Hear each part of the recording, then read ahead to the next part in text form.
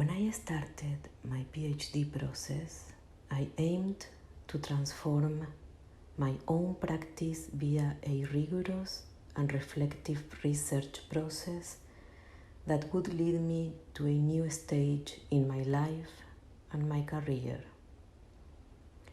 Looking back at this from the present, it is clear to me that this process of transformation was reflected by a shift in my practice. I developed from the object maker I was, closed away in my studio, to an object maker who performs actions in which the viewer becomes a participant and plays in an active role. I started calling my work social sculpture explorations.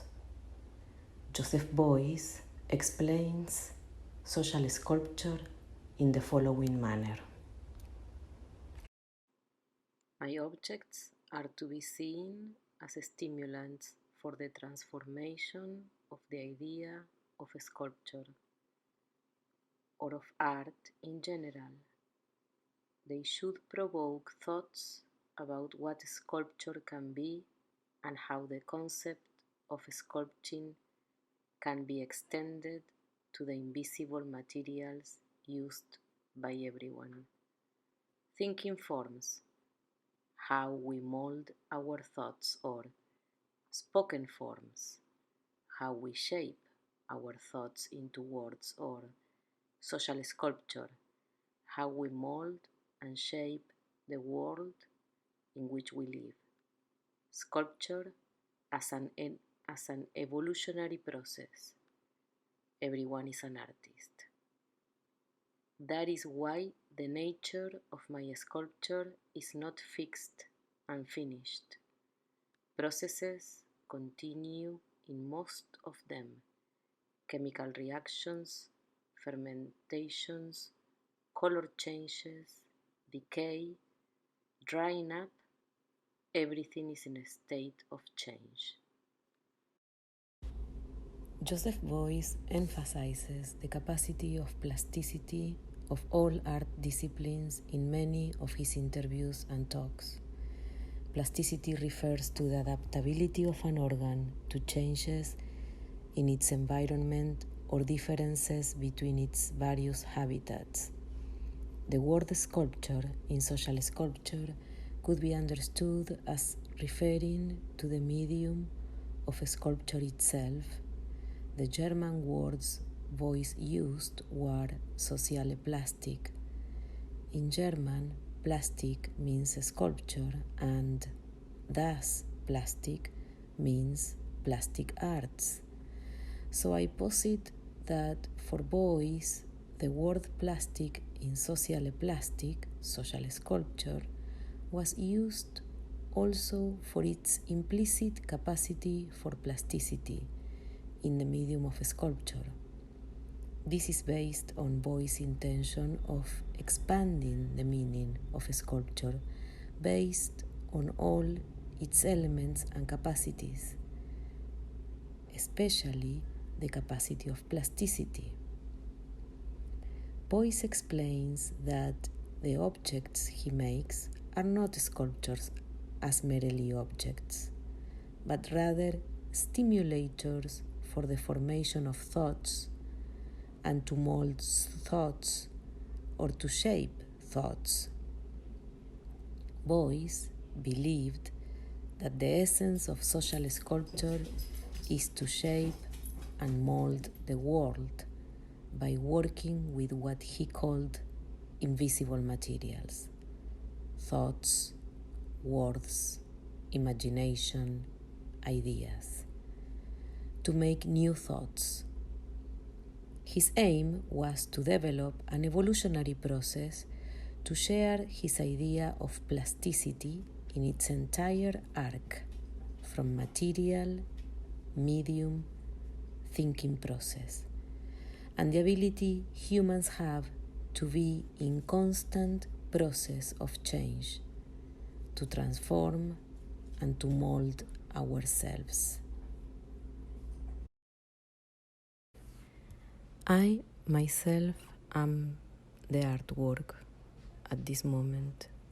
That is, it is yet to come that man itself is the work of art, and that potentially every human can participate in this realization to make the world a work of art, a social sculpture. In my piece Colchonero, I dismantled a set of soft sculptures that I had made between 2006 and 2010. I took out the stuffing that gave volume to the fabric, skin, which I folded and stored.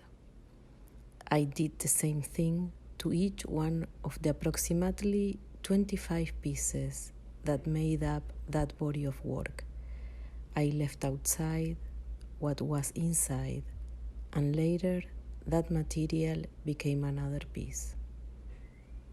Through this action, I was not only connected to my inner need to undo my traditional work with a performative action, I also felt I was becoming more honest in my practice. I was exposing the inside material, the unseen, the hidden, that which gave volume to the sculptures so that they occupy the space with a specific form. The volume makes the form come to existence. The main material that shaped it was now outside, visible and tangible. Martin Heidegger writes in a poetic way how the piece is within the material. But also, this much celebrated aesthetic life experience does not bypass the thinness of the artwork.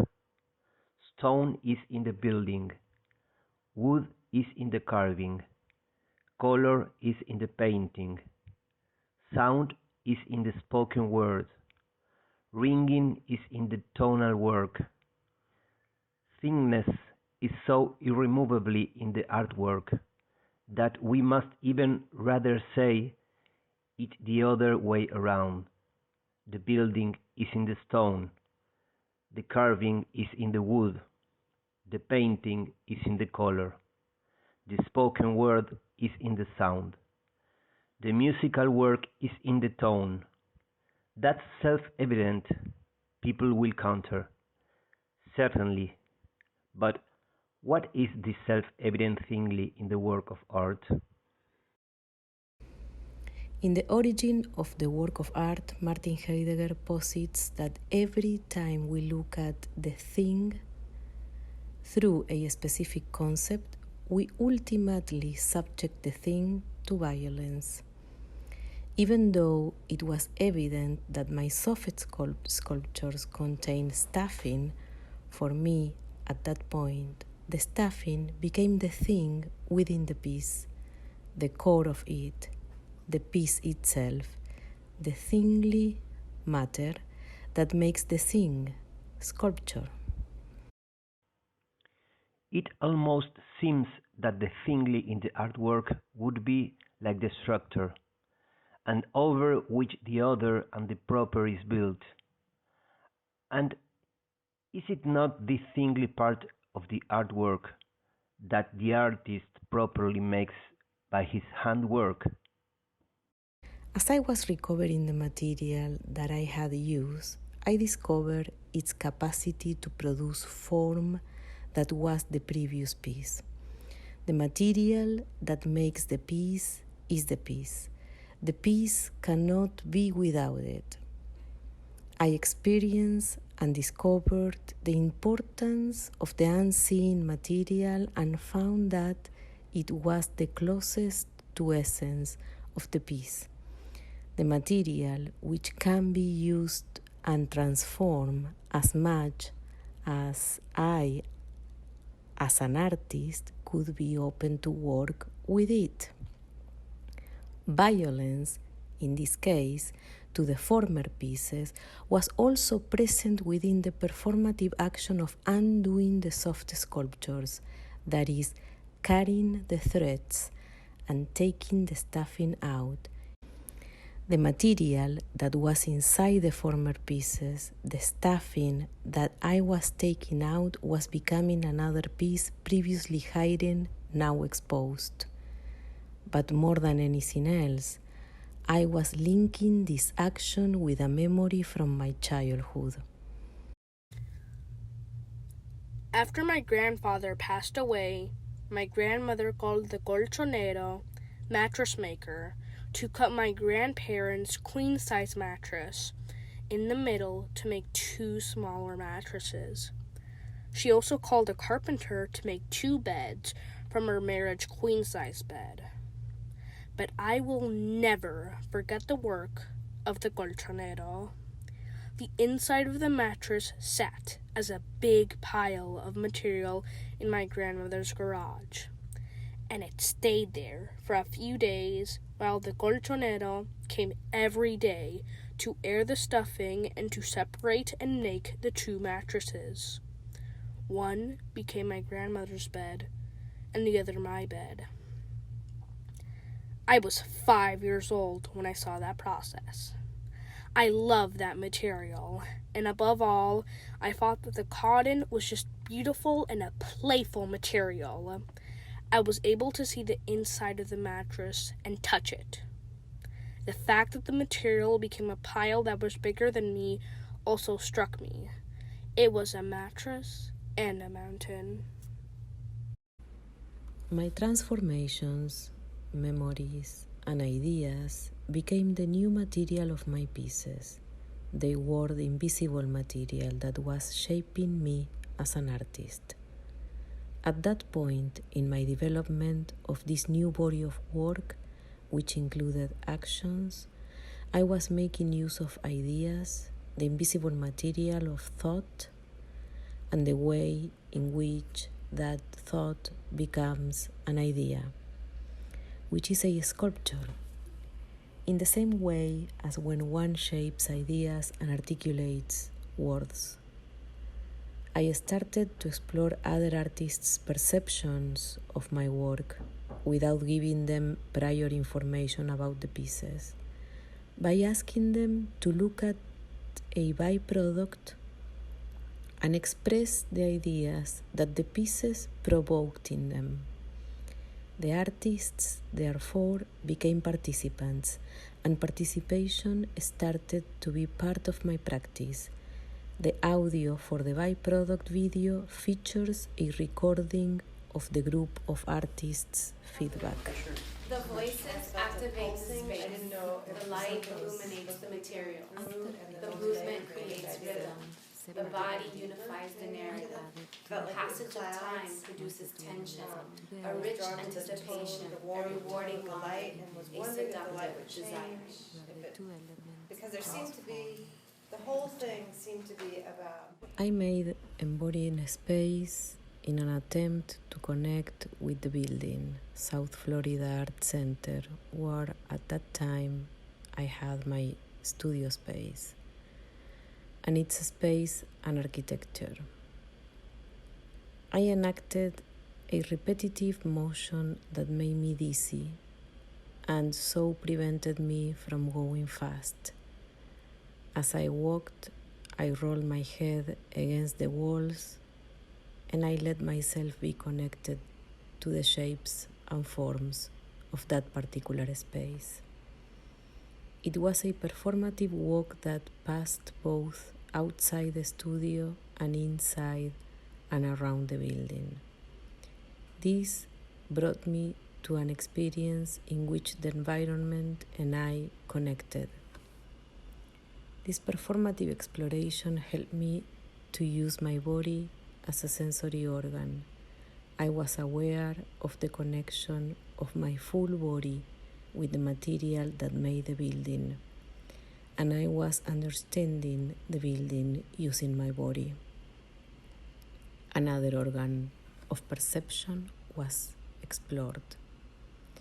In embodying space, I was emerging from my closed studio work, and as I went out, I found that the building that contained my studio was an institution. While I successfully broke out of my studio, as I embodied the building, I encountered the problematic institutional situation for the first time by being limited in what I could or could not do due to institutional policies. My body then embraced the architecture while still rejecting the institutional power relation, as it imposed rules that I did not have inside my studio. In embodying space, as my body encountered the building, it rejected its restrictive hallways, and I turned back to my studio to reflect. During that period, I was still in the beginning of my performance practice, and leaving the studio was an issue that I had to work with in order to break that space barrier. Richard Schechner states that one of the meanings of to perform is to get things done accordingly to a particular plan or scenario. And that is what I explored when I walked out of my studio with a plan of embodying the entire building in which my studio was contained. I follow the hallways that were traced through the design of the interior space of the building. These turned out to be more restrictive than my studio itself, as now I had to follow institutional rules as opposed to being the rule maker inside my studio. I realized that leaving the confines of my studio was going to bring new problems related to liberties. In the building, one must follow institutional rules and regulations and power relations. Through this embodiment, I copied, with a sensorial approach, an environment that I inhabited yet ignored every day. Those actions led me to the awareness of the environment as a participant. But a new question arose. Did I want the institution to be a participant? I did want the building, as any environment, to be a participant, yet I rejected the institutional power. The institution is not a free environment. It has policies that do not always make sense to me. Wasn't sure, would it have been good with some mundane noises or silent, I don't know, or with music, or I don't know. But my favorite scene was when you were on that stair landing, and it was, you'd gone down the stairs, you're on the stair landing, and I thought to myself, wow, that could be a picture right there